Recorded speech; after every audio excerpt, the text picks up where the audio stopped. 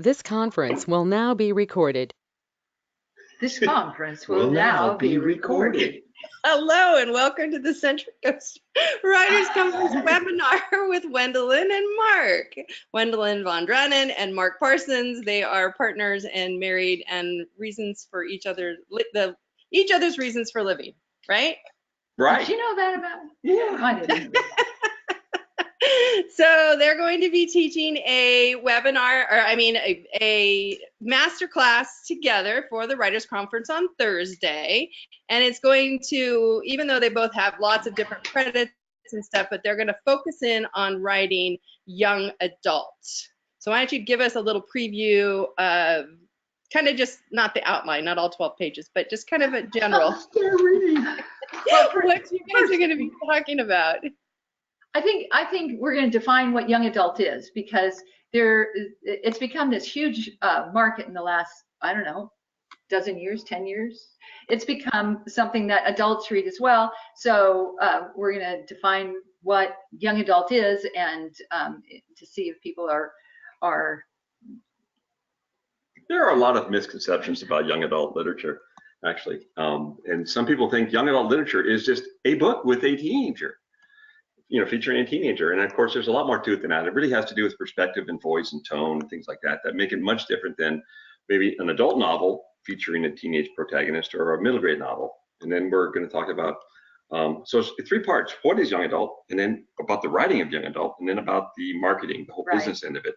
And of those 3 parts, the middle, the writing the young adult novel of this like 12-page outline, that's going to occupy, a good 2/3 of the class is just discussing the writing of young adult. And we have a handful of exercises. We're also going to do writing exercises in class, where we talk about things like voice and tone and dialogue, and then throw some examples up there and have people kind of put some ideas down, and then we'll discuss it and move on. And Wendelin, you're going to just. No, I think that was a long enough answer. Okay. Yeah. So, but you guys, you've done other kinds of writing, so there's lots of really good writing tips in there too. Oh yeah, I mean that'll be in the part in the middle where we're talking about the actual writing of it. So it's kind of what is young adult, why it's kind of an important part of the marketplace of publishing, and then once you've written your young adult, what are some strategies for getting it noticed by agents and editors. But the majority of it's going to be just strategies for getting your book written, your dialogue tight, the actual structure of the book itself. And the marketing end of it, it's not a marketing class, but we're going to talk a lot about the publishing industry and how it works, because again, there are kind of misconceptions. So we've both been writing professionally for, I married her when she was 12. So we've both been writing professionally for 20 years. She just turned 32. Yeah. And for most of that 20 years, I've been writing nonfiction. I've written over 200 articles for national publications, and I've had some nonfiction books published. And I've recently started writing YA, and I had a YA novel published by Random House recently, and I've got a couple more that are kind of grinding through the mill right now. Wendelin has been writing that entire time, has been writing children's fiction, middle grade and young adult, to wonderful success.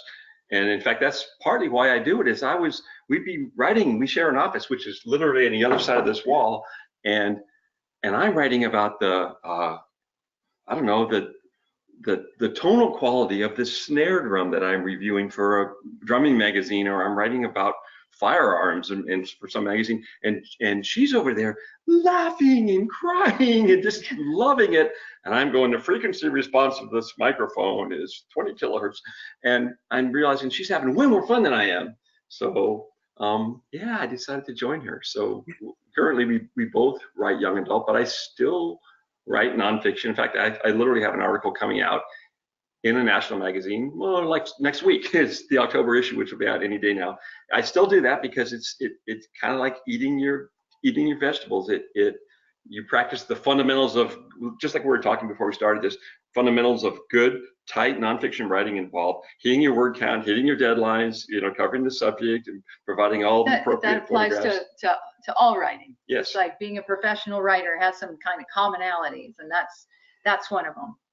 Yes, that was a more succinct way of summing up what I've been rambling about, which is, yeah, it all relates. So we both have a fair amount of experience in kind of broadly diverse areas that we can bring to the table when it comes to talking about getting the whole publishing industry and getting published. So even though we have a 12-page outline for our 6-hour class, we also want to make sure that the people that attend our master class get what they are coming for out of it. So we want to make sure that if there are questions that they have, that we get them answered, and that we help guide them in a way that will help them be successful in their pursuits. There's a Q&A built in after every section. So there are basically, teach for a while, take a break, teach for a while, Q&A on that particular subject, and then do some more back and forth discussion, do some exercises, another Q&A, so that instead of having one big Q&A at the end where they've maybe forgotten the area of interest they had earlier, we'll break for Q&As 3 or 4 times throughout the master class. So what she said, we want to make sure that What she said. That's right. That everybody gets their questions answered to the best of our ability.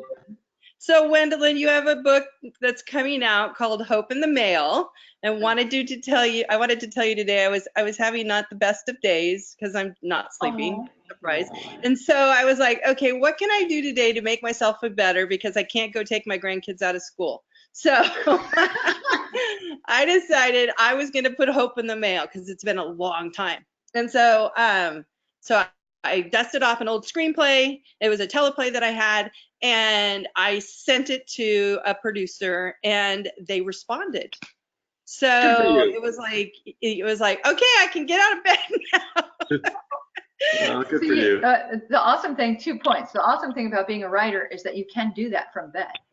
Right. And the other thing is, I hadn't actually considered putting together a book on writing, which is what Hope in the Mail is. The Hope in the Mail Reflections on Writing and Life. I hadn't considered doing that until the Central Coast Writers Conference, where I gave the keynote, and I told one of my stories at the keynote, and the writers at the conference came up to me and they were so encouraging. Some of the staff members that I'm looking so forward to seeing again also said, you should document your stories. You should put them out there because they're inspiring, and they encourage us to continue in pursuit of, roadblocks. So it all kind of started back at the Central Coast Writers Conference a few years ago, the idea of it. So I'm glad you took it and you used it today, and I know I still have the mug. I've chipped the mug. You gave me a Hope in the Mail mug. I've chipped it, but it still sits up there. And I actually think that's very appropriate.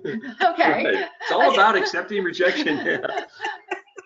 And we were talking before we started recording about rejection and this and that, and I was sharing that when I first started writing, I gave myself a year. I took a year off for work, and back then it was you put a stamp in the mail and a self-addressed stamped envelope. So I would buy a book. Yes, I remember I was so new I couldn't figure out what that was. Okay. In the beginning, it was like, because it was before there was a Google, so it was like, what the heck is this? And finally, somebody, oh, that's a self-addressed stamped envelope. So anyway, so I would keep a Excel spreadsheet, and I would send out as many stamps as I did every week, and then it would have my rejection letters come in, because they asked for tear sheets, which is literally you used to get the magazine and tear the sheet out of them, and that's what you put with your letter to prove that you were a writer, because there was no internet. So I would get these rejections. Oh, that must be your train. Choo-choo. It's the choo-choo. I'm like, what is that noise? Anyway, so I love my rejection letters, because to me, they meant, first of all, somebody was reading. Even though I provided the stamp and the envelope, somebody had to write a letter and put it in there. And to me, that was just like, that was progress. I still keep them. In the beginning, I was writing I was writing mommy stuff because my kids were little, but then I was a marketing director for topless clubs in Reno because they're cheapy and they make a lot of money. So I would help them open. I would recruit strippers. I'd help pick the chefs. I helped dress the girls. Like did photo shoots. This is why you are so much fun, is because your history of life, the things that you've done in life, is so crazy. Yeah, I'll pretty much do anything. 2 or 3 books in there somewhere, absolutely. I know. Well, and so I wrote this story because I was a marketing person introduced into the topless club culture, and I thought this would be unique. So I put the story together. We called it Titty Recruiter, and I sent it to Playboy and Hustler. I sent it to all the men's magazines. I'm hanging out in like one of those barbershops because remember, you used to only be able to get things off the masthead. So I would go into the barbershop, open up the nasty magazines, the dirty magazines, yeah. write down who was on the masthead and send the letter to them. And so my favorite rejection letter was from Hustler magazine. It had big red letters across the top that said Hustler. And they said I wasn't dirty enough for them. So I guess that was a proud point. You weren't dirty enough. For you. Yeah, rejections, they're like battle scars, Yeah. They're proof that you're in the fight, and of course you can't get a rejection without writing. So exactly. I've incinerated all my proof. So all my boxes and boxes have been incinerated. When I got my big yes, I was done with all that negativity. So, but I like your view on it, which is also something I think is really important. It's like your perspective on the negative to turn it into something positive. Like, what positive thing can I derive from this negative thing that's happened? And you just prove that you can use it as a badge, or you can use it as like a bludgeon. And it's better to use it as a badge. Oh yeah, it's a badge. Well, and I remember when I finished my first novel, it was I think right before the first conference that I was running, and the first thing I did was nominate Wendelin to be my Lillian Dean Award because she's one of the best writers out there, and I think she's underappreciated way too. So I remember talking to you on the phone and going, okay, this thing is done, it's edited, but I'm not sending it out. What's wrong with me? Because I wanted to talk to people who'd been in this place, because there was some kind of like cement block wall that was stopping me from sending it out. And I remember you told me it's like, because it's not right yet, but you don't know how to fix it. And I think you told me that, and then Doug Richardson told me kind of the same thing, and you just told me to put it away, forget about it, and it would hit me in the middle of the night. And God is my witness. I know it was a Thursday night at 2:30 in the morning. I sat up in bed and said, the beginning's wrong. The beginning's wrong. And I got up at 2:30, wrote the first chapter, and that's still the first chapter to this day. Yeah. Good for you. Good for you. Boy, that sounds like heartless advice from me. I'm sorry. You were very kind. She's saying, listen to yourself. Yours was kind. Your subconscious a lot of times is kind of smarter than our conscious brains sometimes. Yeah, and you have to unleash it. Yeah. Unleashing the subconscious is something you can learn to do, and it's a very valuable thing for the writer. Yeah. In fact, there's in the class we're going to talk about a little bit about that, about the kind of keeping your subconscious engaged, because we don't give the kind of writing advice that's very dogmatic, such as you need to write every day between 6 a.m. and 8 a.m. Or everybody's got a different life. Everybody has a different challenges. Everybody has a different schedule. But one of the things we say, I say a lot, is you should write regularly, whatever that means for you. Which may be every day, maybe only on weekends and in the middle of the week. But if you kind of write and you are involved in your story in some way on a regular basis, it'll kind of stick in your brain, stick in your subconscious. And when you can't write, sometimes it's go over the last 3 chapters and just line edit them. Or sometimes just if you're on chapter 7 and you don't feel like writing, or you're a little bit stuck, go back to page 1 and just read those and get the story in your brain. So if you do that kind of regularly, touch base with your story, it'll get your subconscious, which does a lot of the heavy lifting creatively. It'll kind of get that involved in your story, and then you do that. You'll get that 2 in the morning, kind of wake up. Holy crap! It's the intro's wrong, and I know what to do. So whereas if you only look at your story and think about it once a month, not only is it going to take you a long time to finish it, of course, but every time you touch base with it, you have to kind of know what's my character's name again? Well, let's get back up to speed. Yeah, where am I? What's the voice like? What, it takes forever just to get immersed in the story. Whereas if you stay immersed in the story, your subconscious keeps working on it. I think there's a lot more to writing than just the actual putting the words on paper. And so as writers, we need to accept or allow ourselves, the reign of that yes, just thinking about my story, imagining things, imagining scenes. This is part of writing.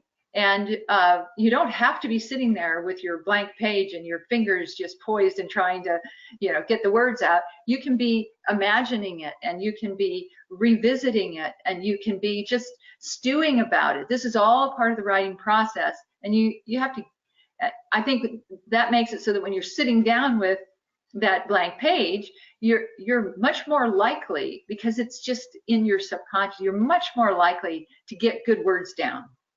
Completely. I think the best writing actually kind of happens away from the keyboard. I mean, you're going for a run, you're going for a drive, you're washing the dishes or doing something where you're a little bit distracted and your brain can kind of meander and your subconscious can come out and play, and you get ideas. And then when you sit down to write, you know what you want to write, you know where you're going, or at least you have a kind of a rough idea.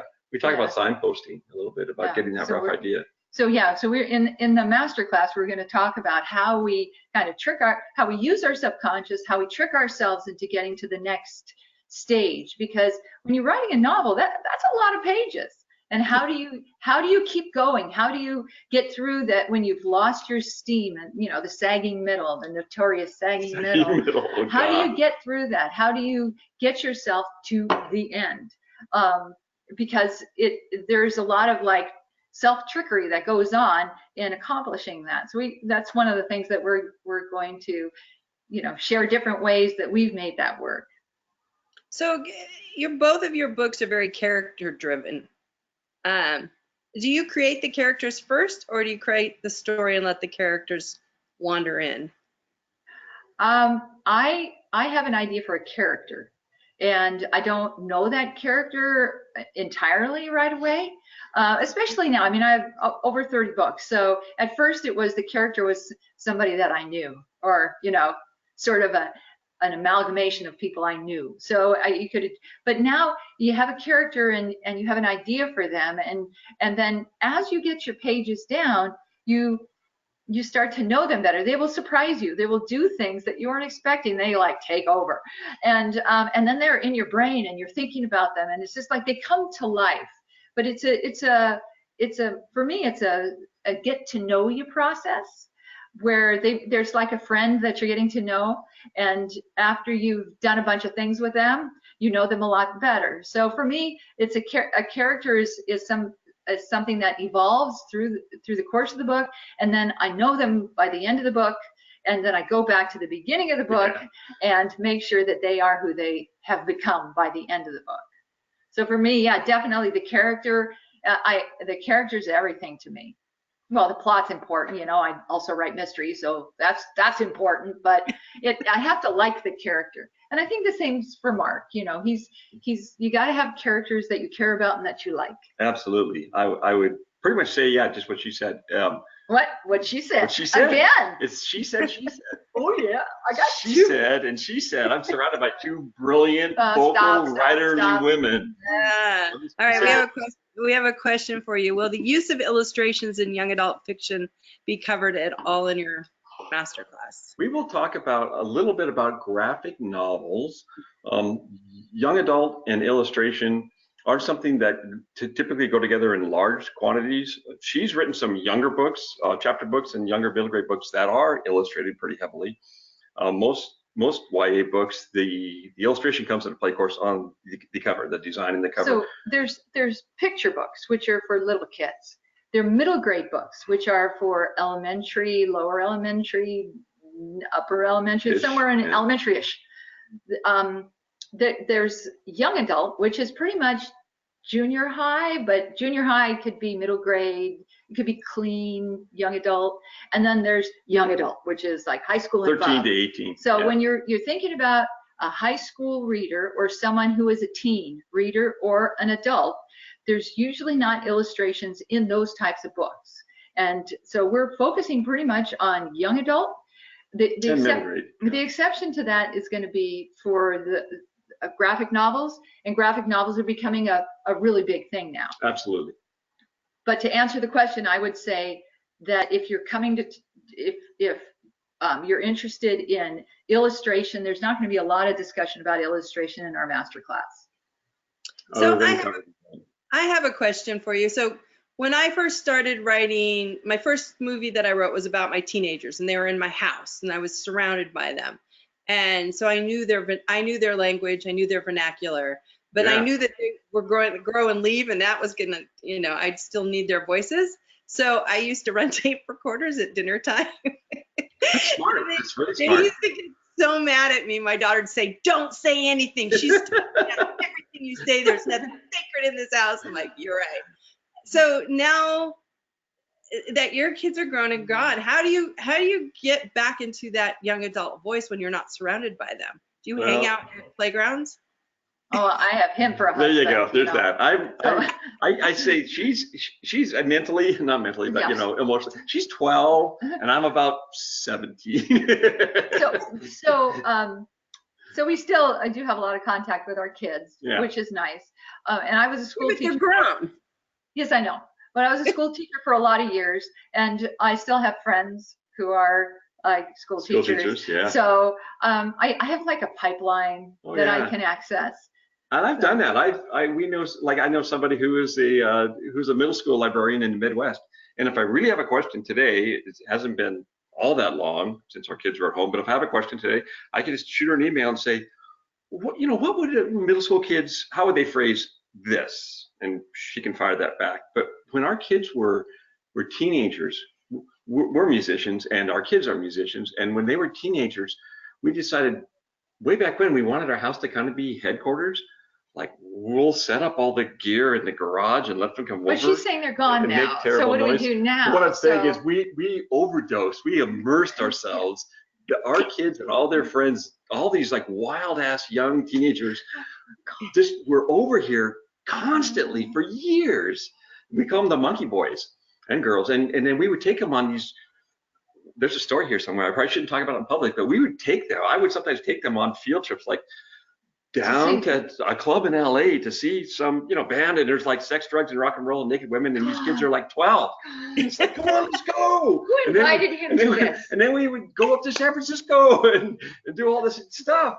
And it was wonderful. It was like a very YA-ish Boy Scout troop. They're no longer in the house. So what do we do to stay connected? Yeah, we stay in touch with them. We stay in touch with other people who have kids. I would say that people that write young adult who have teenagers in the house have a gold mine at their disposal. And those of us who don't have teenagers in the house anymore have to dig a little deeper. Right. I mean, my granddaughter came in, she's 7, and she came in the other day and did this to me. Oh. And I'm like, what's that? I'm dabbing you. And I'm like, what? Oh. See, or dabbing?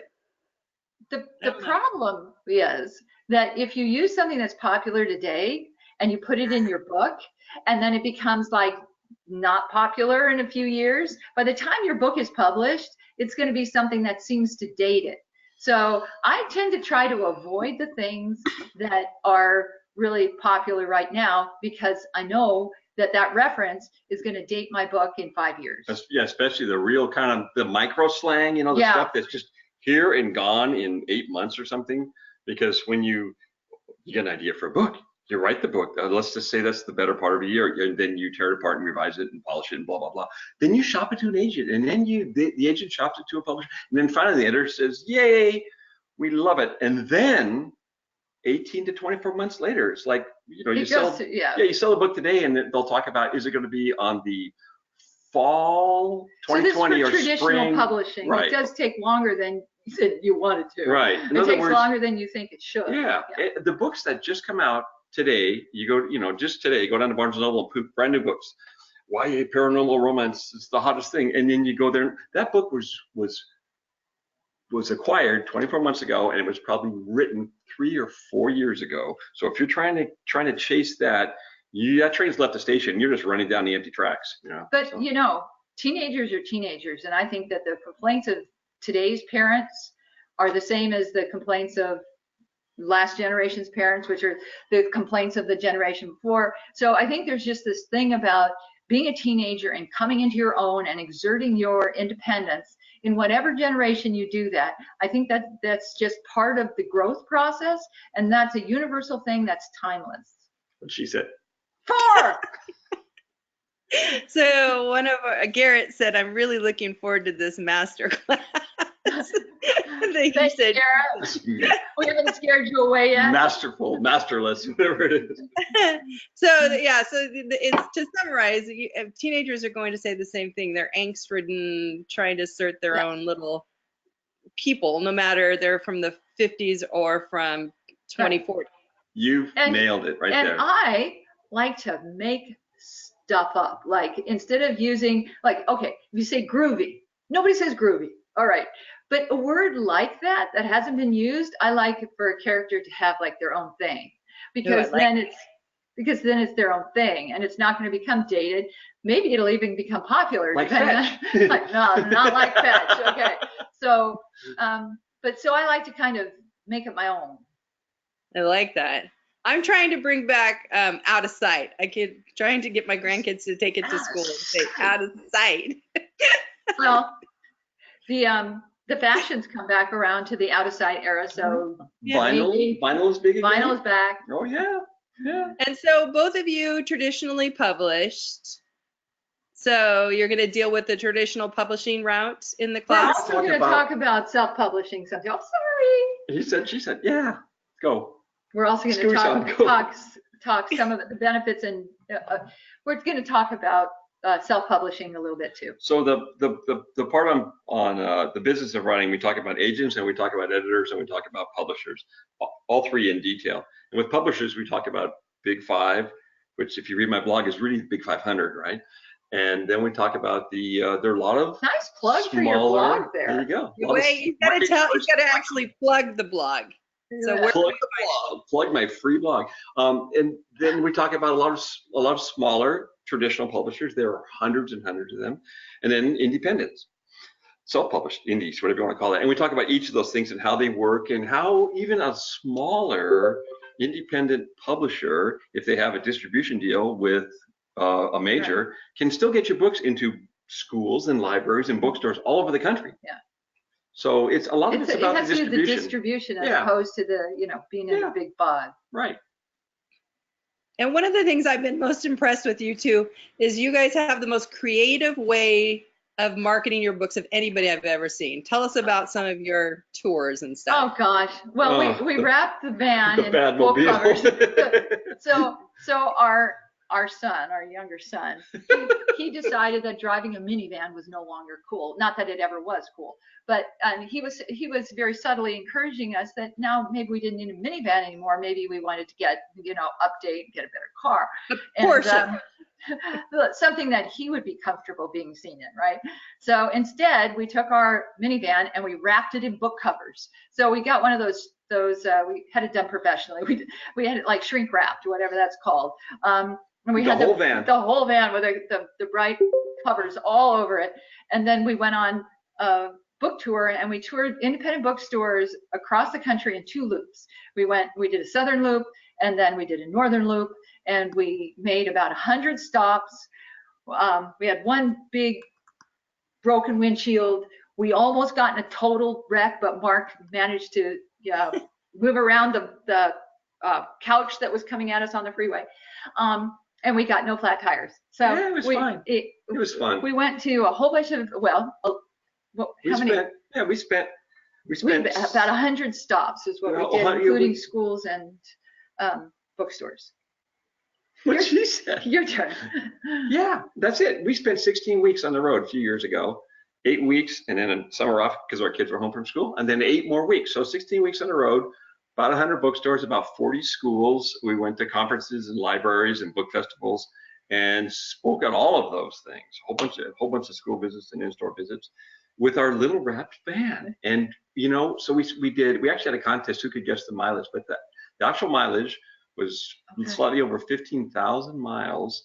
And we didn't turn the radio on once because you know what we did? We talked about books. I listened. No, I listened. I said listened. what you said. And then when we did this thing, we booked people. So we brought all these like boxes of books, and we would just run up to a total stranger. Or I was always the one having to run because stranger danger. So I'd run up to somebody and I'd give them. I said, "You've just been booked," and then I'd run away. So that was super fun. We were stuck in traffic, and we told the guy to roll down the window. We booked people on the freeway. We would hand a book out the window. You've just been booked. So that was super fun to do that. Just give away books, and then we have business card inside it, and just like there's the van. I just put it up. Okay, there's the van. Be hanging out the back. So thank you. And now I've for Hope in the Mail, because it's a different beast, because it is published by the publisher of all my books, which is a children's book publisher. So that takes you through young adult, but it's suitable for adult writers. And so trying to branch out to that, I worked with a woman at Cal Poly who's a business professor, and I became like the project for one of her courses, where it's how do we get Wendelin's new book out to this additional slice of the world. And so they came up with these creative ideas. Really good ideas. College kids are just so full of like good new ideas. And now I've hired an intern from that group, and she's decided that I need a vlog. So just last week I started vlogging. Like, who cares? I mean, the writer's life, what do? We write. But she goes, oh no, you're so interesting. So she wants to see me doing all the spastic things that I do and put it out there for the world to see. So I said, okay, I'll do that for this book. So now I'm doing a vlog. You're looking at me. She's adorable. So this morning I got good video of her riding a shopping cart across the Costco parking lot. I love riding shopping carts. It's like the most joyful thing. Oh, I love it. We race. It is so much fun. So anyway, you got me on film doing that. Oh, and we also just recently, like last month, did the bicycle book tour. We did bicycle book tour. So we went across. It's a long story, but we rode across. Kind of at I think your sister started it. My sister was the instigator. She's a crazy world traveler, but we went across New York State. We flew to Buffalo. We rode from Buffalo to Albany, which is 400 miles, down this back trail, the Erie Canal Trail, and then along the way, of course, there are towns. I looked at where the bookstores were along the way, and so we contacted them, and so we rode our little bikes with a little helmets, and we did a little event over at each one of these bookstores along the way. So we called it the bicycle book tour. I don't know. That stuff's creative. It's fun, really. It's we don't think, oh, how can we turn this into leverage a marketing opportunity here? We think it'd be fun. We went on a cruise last year to the Panama Canal. It's like, well, we could do presentations, and that gives me an excuse to bring my cajon on the boat and do a cajon concert, and then tie it into Road Rash, and they showed the Flip movie, so it turned out to be this whole big thing. And it was just like supplemental to something that we had planned, but then we started. We can't just go on vacation. We're like, we had plans for vacation, and I'm like, what if? So yeah, we're gonna cycle across New York. We need to turn into the bicycle book tour. That's just. Yeah, but it's just fun. We do it. I mean, we do it for fun. I don't know if it makes business sense. I don't either. And it doesn't really matter. We met a lot of nice people on the earlier tour. We met 100 booksellers across the country, many of whom are still friends of ours, and we contact them. We still are in touch with. You know, and it's fun. It's fun. So tell us about about Flipped. That's quite a writer's journey. Well, would you like to know? I wrote a book that I didn't have a contract for. It's a he said, she said romantic comedy, and I wrote it because I saw that the the students in my classroom when I was teaching were doing the same thing I did when I was their age. I would, crush on someone for no reason. No reason at all. And so anyway, so I wrote this book that he said, she said, basically of young adult literature. You wrote a proposal. Yeah, well, my editor told me to write a proposal, and I'm like, I don't know how to do that. So I said, okay, I'll write 2 chapters. So I wrote the he side, I wrote the she side, and then I'm like, I'm gonna write another he side, and then pretty soon, like, I wrote the whole darn thing. So anyway, so there was this little book, and people started talking about it. It wasn't like it went out there with the pa-pa-da. It was what was that again? Pa-pa-da. The pomp and circumstance, whatever. It just went out there, but people started talking about it, and kids started talking about it, and then it started winning awards, and it turns out that it became required reading at a school in California where Rob Reiner's son attended, and so he had to read it as a school assignment, and Rob and he wound up reading it together on a flight to Hawaii, and then Rob decided that it would make a good movie, and so I get this call from Rob Reiner. It was just like a Hello, little. Wendelin. I'd like to make a book out of flip. No, it is already a book. I'd like to make a movie out of your book. Anyway, so he discussed it with me. It was really an out of body experience, because this is the guy that did The Princess Bride. So he's calling me up to talk to me about making my book into a movie, and then it became a movie, and it was just, I don't know, it was one of those awesome things. It became a wonderful All right, movie. it became a movie. It's a It became great a wonderful movie, which actually, and of didn't all major movies, stuck the closest to the book, to the source material. I actually went to LA to try to convince him to change the ending because he was sticking to the book. And I'm like, you can't do that, because I've been telling kids across the United States for years that when Hollywood... She gets fan mail. Yeah, I get a lot of fan mail. When Hollywood is going to make it into a movie, and I'm sure they'll do the Hollywood ending with it, and then I read the script and it's just like my book. And I'm like, this can't be, because I've been telling kids it's going to have the Hollywood ending. And so I went down there. In other words, they want to see Bryce and Julie kiss. Yeah. Right? So I went down to LA and I had a meeting with him, and he listened very nicely and went out and did precisely what he wanted, which was he stuck to the book. So and I remember we were down there doing some kind of you were doing a pre-press thing, we were down there for something, and he basically said, oh, of course I'm going to do the book. If I wanted to change the book, I would just pick another book. In other words, he loved the book, and he's like, why mess with something I love? His attitude about the whole thing was really I got a lot of respect for him, and then we got to go, but they were filming in Michigan, and we went to the set. It wasn't a set. We went on location, and he was so good with children. I was just like very impressed with how good and patient he was with the children who were cast in the movie. So it was a really great experience, completely way out of the ballpark. I just wanted to be able to go to the library and check out my own book. That was my goal. Okay.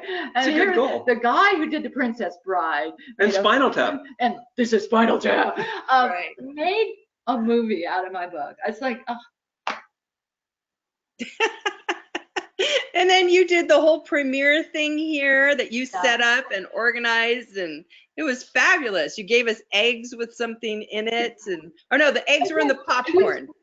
I know, see, because you can't just host a premiere. You have to think, oh, it would be really fun to inside the popcorn if you had these little eggs, and inside the egg would be a little chick. Wouldn't that be cute? See what I have to deal with? So it's like nothing can be simple. She's an overdoer. I'm a serial overdoer. So, but I just wanted my, to experience a premiere.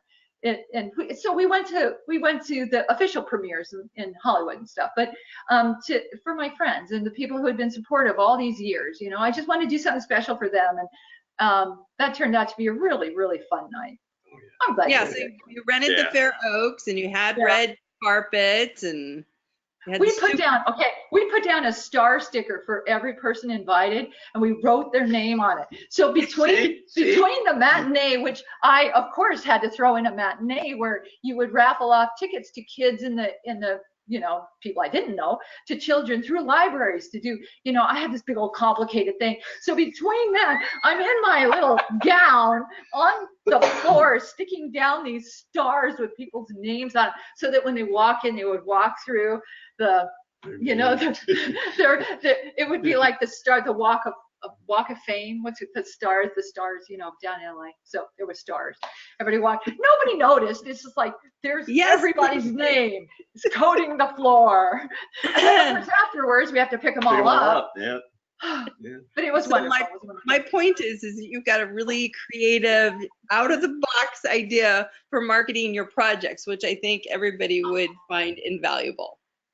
See, I think that if you look at it as marketing, you can look at it that way. I look at it as more as celebration and including the people who have been supportive of me and my way of thanking them. Like independent bookstores, we did this thing with independent bookstores because they were really hurting, and independent bookstores have been hand selling my book for 20 years, you know, and I just want to come by and say thank you. So in the one way, it's like, yeah, I guess it's a marketing strategy, but that's not how I look at it. I look at it as how can I thank the people who have been good to me. I love it. I think they can kind of sense that level of authenticity. That we love bookstores, and especially when we were booking the tour a long time ago. I played in the rock band, and I did a lot of time on the road. Still playing bands. Yeah, but I mean, I did touring. I was a backup singer once. That's right. That's right. You were a whip-at. And the worst. It was the best. I wish I had a picture I could put up. That was huge fun. We have a picture somewhere. So we were booking the he said, she said independent, you know, the book tour where we went to 100 independent bookstores across the country. We went to big independents like Book People, which they kind of drove, you know, Barnes & Noble out of their town. And then we went to little tiny mom and pop independents. We went to some that had never had an author. We went to a few that would say, well, how much does it cost us? And I'm like, well, no, it's free. We write books, you sell books, you know, we're on the same side. But when we were booking it, I would be looking at the route and the towns and the bookstores. And if it was a mom and pop store and somewhere near our route, like, you know, the major, you know, like I-40 and I-70, mom and pop store near our route, they had coffee, a coffee and a bookstore cat or dog. They're in, no matter what. If they got mom and pop, coffee, cat or dog, it's like, how can you say no to that? You know. So that was our criteria. It wasn't really business minded, but we met some of the most amazing people ever. But I think it's heart and business minded, which is what makes you two so special. Is because you put your heart and you have a good business sense into everything. Well, thank you for analyzing that, Terry Bates. I hadn't thought of it that way before. I just getting an idea. When she does this, it's time to head for the hills. So it's like, I have an idea. That's exactly right. When she does that, just run. Go la la la la la. Esther knows now when I say I have an idea. She'll go, uh-oh. So what else? Exercise the Right to Read was that. It's like, we want to get the word out that school libraries are hurting and that they're cutting funds, and let's run a marathon to support. Let's do it in New York City. Let's get all the schools across the United States involved in running and reading a marathon. It was a little idea. It is a little idea. Well, when I first took over the conference, it made no sense to me that the libraries weren't involved in the conference, because it's like, well, you don't have any books if you don't have the writers. And so one of the very first meetings I ever took was the San Luis Obispo Library Foundation. And it was a hard sell, which cracked me up. But now every single library in the black and gold system supports the conference and gives away a free conference. And so those are just coming in right now. It's an essay contest. And so they send them to me, and it's just, oh, they're so wonderful, and that all the librarians are on board now, and they say thank you. But it was a hard sell, which cracked me up. You had an idea. Right? I did. And it broke from the traditional way that things were done or looked at. And so sometimes it takes a little convincing, or a little like, here are the results of what we did this year. Maybe you want to participate next year. I mean, sometimes it takes a while to build up the, people coming into your idea with you. So Right. now you're very much a creative idea person, and Yeah. and on top of that, you do about I know we 20 things. We were just talking I about mean, this today. It's like, oh my God, she all the runs things that taste you buds do, and all I the mean, things that everything you do. I don't know how you do it. I just, Like, I had a lot of kids, and when they left, I had all this time on my hand, and I don't watch TV, so I don't know. And I think my mind's like yours. It's always circling, and once I had grandkids, then it started circling even more, because now Yeah. you have this new injection of creativity that is Yeah. present and 100% there with you all the time. And we joke now that the young ones are 7 and 9, and all they need is a box. And we just did that. My husband just bought another jet ski, because everybody needs 6 jet skis, and it came in this ginormous box. And he just texted, he goes, "I'm going to be the best grandpa ever."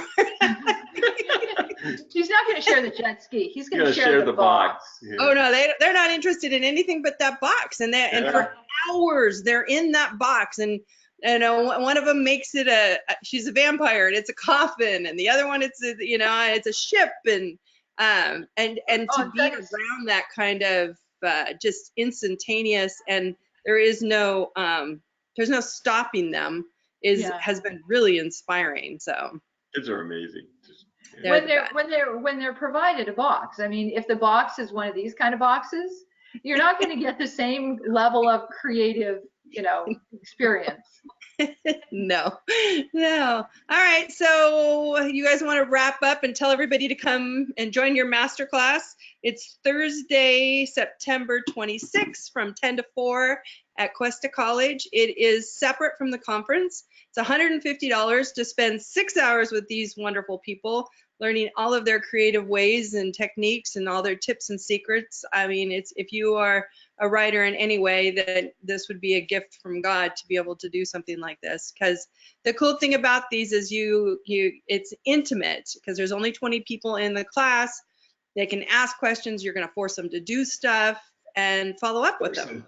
Okay, so I mean, it's the young adult novel is what we're focusing on, but I think the things we're going to share in the class apply to any novel writing. Oh yeah. So it's not going to be just applicable to young adult. It's going to be applicable to anybody that who feels they have a novel in them and wants some help figuring out how to get it out. Right, you're right. We'll even talk about just fundamental how to get started, how to kind of go perform triage on your ideas and see what's going to work and what's not going to work. Yeah, we'd absolutely love you to come out and hang with us for the day and talk about writing and books and techniques and publishing. A lot of people, publishing can be kind of there's kind of this little iron curtain about publishing and a lot of misinformation. So we have some experience, a lot of time in the trenches. So we're happy to share it. So come with questions, come with paper and pencil or whatever you write on, and we'll have exercises. We'll convey. We're just going to share everything. So no secrets, no holds barred. We're not holding anything back. It's everything we know. We're happy to answer. I'll be bringing in lunch. That's my function. I'm the lunch lady. You know what? I know from past experience, everybody out there in TV land, the food will be amazing. Yeah. Absolutely amazing. Gourmet quality. Yeah. That's one of the advantages of the food writer. We're excited to be part of it. It's always fun. It's a great conference. And if you come to the conference, you will meet people that you will be friends with for years. Absolutely. It's wonderful. And we're each teaching a workshop at the conference also, and be on a couple panels. And every instructor out there that we've met many of them. They're all, besides being knowledgeable, they're just really nice people. Yeah, they're good people. They're accessible. Yeah. So you did a great job, Terry. Thanks, Terry. All right, we'll see you guys in a week. All right. Thank you. Thank you. Thank you. Bye, everyone. Bye. Okay, let me see.